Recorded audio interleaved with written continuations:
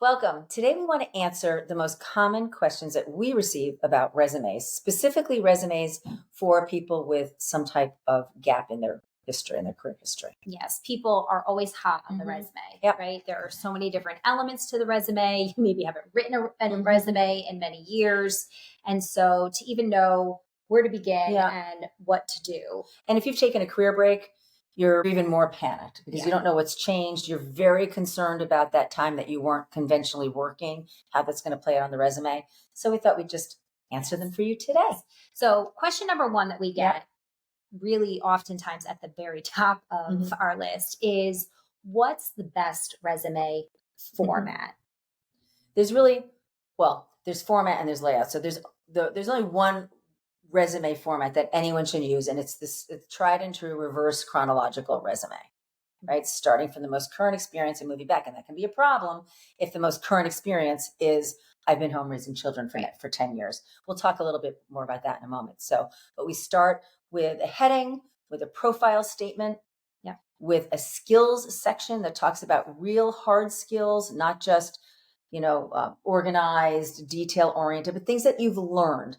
And we like to keep that to, 5 to maybe 8 bullets. So if we see a resume that's got, our hiring manager sees a resume with 25 key areas of expertise, like you don't have 25 key areas of expertise. These should be the things that you really excel at. I also like to say that this should be something you want to do. So I might be good at managing a balance sheet. That's not what I want to do. I'm not going to highlight that. So it's the key skills that you bring to the organization, but thinking of also a little selfishly about what do I want to do, right? Then after the key skills is the experience in that reverse chronological order. That profile statement is key though. The profile statement is what wraps it all up. It's giving me, the reader, kind of the cliff notes, the spark notes of what I'm all about. And we're going to do a whole video specifically on the profile statement to break that all down for you. So you're going to want to be on the lookout for that. Sure. Then after your experience section, your education section, if you are a new graduate from college, that can go at the top, anywhere within probably the first 6 to 8 years maybe. But after that, it's more of an afterthought. By the time you've been working 8 or 10 years, I'm more concerned about what you've done than where you went to school and what your GPA was. Let's see, publications. If you've ever published anything, there should be a section to your publications. Again, we're not putting in a whole, synopsis of everything you've ever written. 3 things with links to those things. If you have a visual job and you might, like in the, old days, brought a physical portfolio with you, we recommend that you create a digital portfolio, maybe create a URL, maybe create a small website just to house your portfolio of visual assets, and then you can just put a link to that right on your nameplate. So we're making things easy for people to access, and when you keep it in that reverse chronological traditional profile statement, key skills, experience format, then I, as the hiring manager or the recruiter, know where to look. Exactly. Exactly. Okay, so here's another question that we commonly get is how to handle the career gap. And I mean, we go in deep. I mean, this is really something we spend weeks on in our course, but sort of a high level understanding for our audience of how do you handle that career gap on your resume? So if the gap is at the top, meaning it's the most recent thing that you've done is take time off, you have to address it. So if it was earlier in your career or somewhere in the middle of your career, you don't need to address it. And also we have sort of a boundary, right? Of who has to write it and who doesn't have to worry about it. And that's usually about it's like a year or two. I mean, most people, a common maternity leave is 4 months of legal, and then you cobble together another 8 months. So there goes a year. So I'd say if it's been a year or two, you're okay. If it's more than that, you're going to need to address it. If it's at the top of your resume, it could have been 10 years between 2000 and 2010. No one's going to care about that. Because remember, the career break's only really an issue for the hiring manager who's going to hire you first. I need to know. But if you've been working for a while, I don't really care about it. So let's talk about, though, how to handle it at the top. Okay. So if you are a gapper.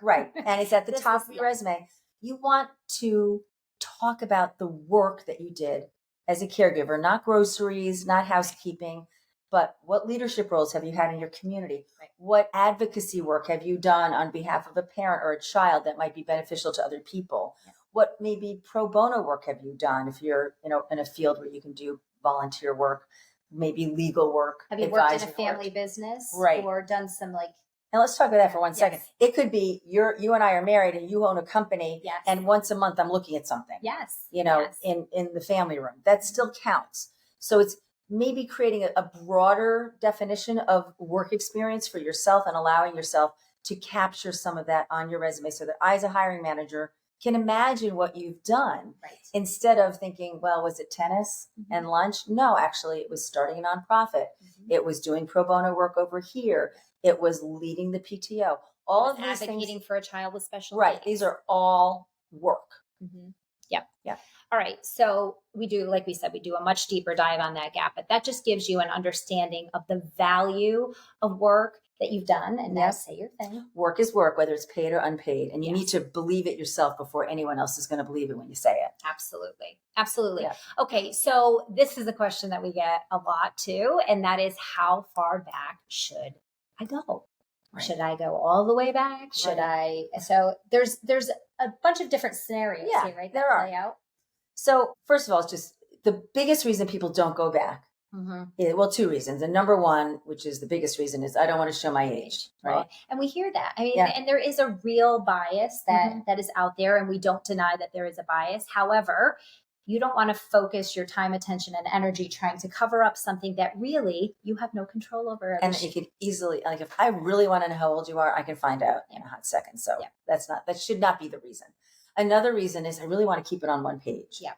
And you know what? If you've been working for 15 years, it's pretty hard to keep a resume that's readable on one page. Right. So if those are your reasons, then push those aside and then look at it and say, what experience is even relevant?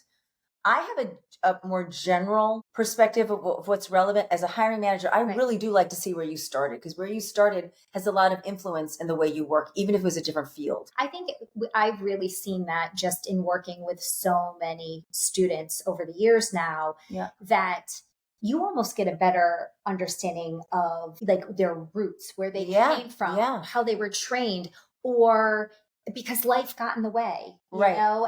And that early on experience really speaks to, I mean, who were they out of the gate? It plays out for us. I mean, Kelley started out as an elementary school teacher. She understands curriculum. She moved through the ranks, so she was just doing curriculum. So when we're writing our courses, she's thinking about what is the goal? What are the processes? What are the steps? What's the outcome? I don't think like that. I started out in tech, and I think much more kind of end result. What is this supposed to look like? What's the impact? What are we going to say? How are we going to defend it? So you get this great complementary skills, but you wouldn't know that if you hadn't seen our backgrounds, if you were going to hire us, like to really understand that 360 degrees that our complementary skills present. So it's important for me as a hiring manager, if possible, to know where you started. But if you're older, it might just be one line or two lines. It might just say early experience in financial services as a commercial lender, as an insurance underwriter, and as a broker. That's one line. So at least lets me know that you had that financial background, and I can ask more questions about it later. On LinkedIn, which we talk about in some other episodes, you can go much deeper and show all of these things, right?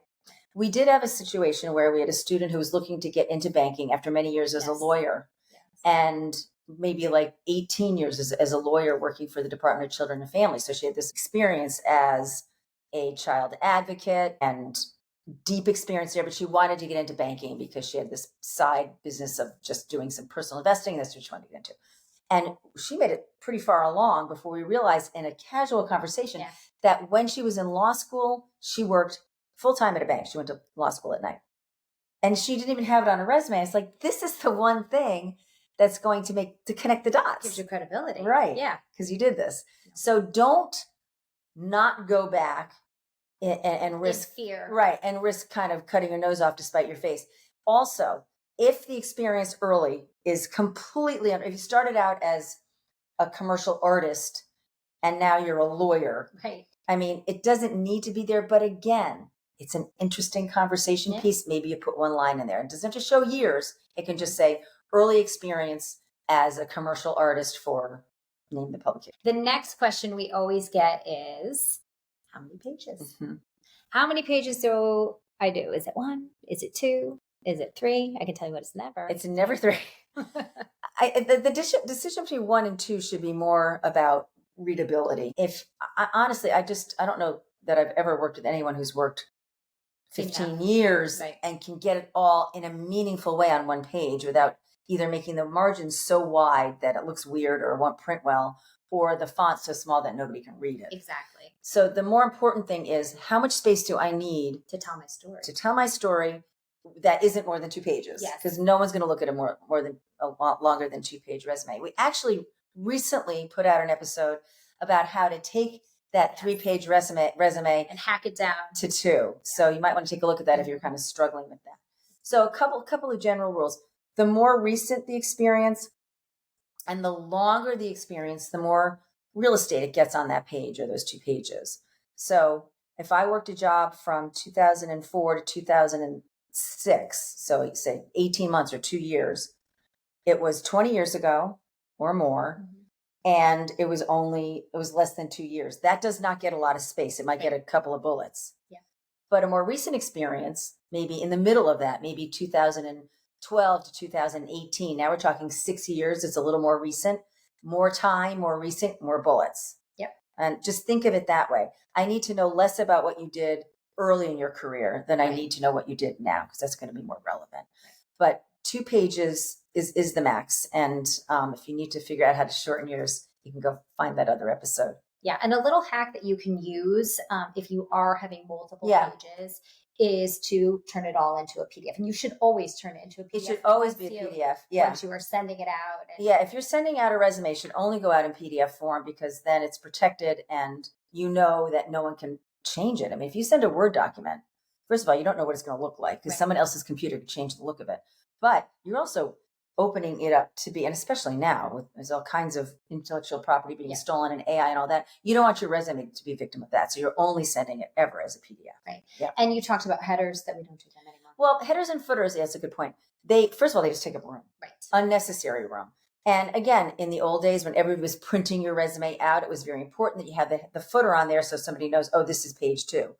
But virtually nobody's printing them out anymore. They're always being read on a computer first, on a screen first. So if I do decide to print it, I'm going to know it's a 2-pager because I've already looked at it. Yeah. So that's a great way to just save probably a good inch or so of space. Yeah. Yeah. And this is the question that some people, I think, don't even know that they need to be asking, but they should be asking. Yeah. What font am I using and what font am I not using? Yeah. And the formatting, because some people want to write in that functional resume. Somebody will tell them. Yeah. Like a lot of people that are out there get that advice that says, do a functional resume. We totally don't believe in that. But you should be asking questions about the fonts, and you should be asking questions about that formatting. The look. Yeah. So, if you've watched or listened to anything that we do, that we don't believe in the whole post and pray strategy of just throwing a bunch of resumes online and hoping something sticks. However, often you will have to apply through an ATS. Even if I'm networking with Kelley and she's bringing my resume into the hiring manager, I still need to be on the platform.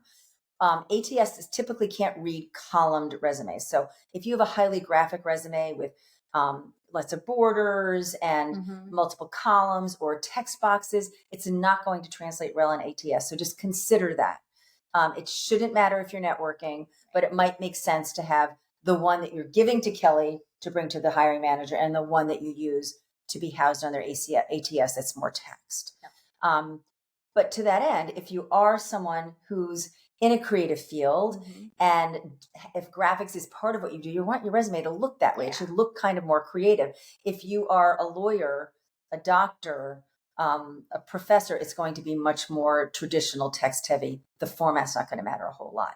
However, when we're thinking about format, some things matter everywhere. One is you want your resume to look current. Right. And especially if you've been out for a bit, that feeling of, oh my God, I'm old, you can help kind of debunk that by making the resume look current. So we want to avoid serifed fonts. Serif is just the Latin word for like a curly Q. So a sans serif without serif means it doesn't have the curly Q. So Times New Roman, if I see a resume, if I see that, it's like, all of you, that's so dated. All of you that are our age, Times, you're not using that anymore. But there's some really cool, I've been using Avenir a lot lately because that's kind of cool and that's pretty widely available. Yep. Candera, Calibri, I don't know how you pronounce half of these, Helvetica, something that doesn't have that. And it's okay to mix fonts, maybe do one font for your headings and a different one for your experience. Makes it a little more interesting. Exactly. Don't go wild with that. Right. Distracting too. Right. In terms of size though, some fonts read bigger than others, but you really don't want to go below 11. Even on a screen, 10 is hard to read. Yeah. And you don't want to make, because think of it this way. If you know your resume is going to get a 6 to 8 second read, you don't want them investing 3 of those seconds expanding their screen. Exactly. Or squinting their eyes. So you want to make it easy for them to read. So 11 point is kind of the sweet spot. You want black and white. Yep. We've seen resumes come through with lots of colors and shading. Yeah. It's distracting. It can sometimes veer on the side of unprofessional. Well, and you don't have control over how it reads on someone else's screen. Right. So sometimes it could just be actually hard to see the color that you choose. We experienced that yesterday. Yes, we were in a webinar and there were these beautiful slides and the background was light blue. And whoever created them used like a medium blue print. So it's really hard to read. We were like this at the screen. That's never a good look when you're getting that close to the screen in the webinar. But yeah, just not good. You don't want to make more work. So make it easy to read. Black on white, 11 point, clean, non-serif fonts. And color, there are like 2 places you could use color. You could maybe use a little color in your heading, the banner at the top. Maybe continue that color for the headings for each section. Maybe one color only, keep it consistent. Yeah. And then we do recommend that you use live links to your email address, to your LinkedIn address, to your portfolio if you have one, to any publications you may have. And those will, of course, once you hyperlink them, they'll turn blue.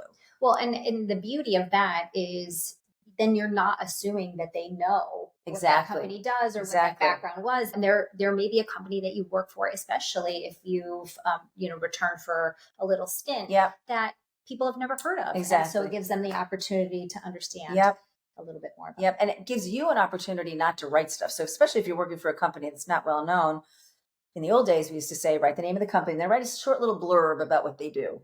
You don't have to do that if you put a hyperlink because it takes me right to their website. And then I know.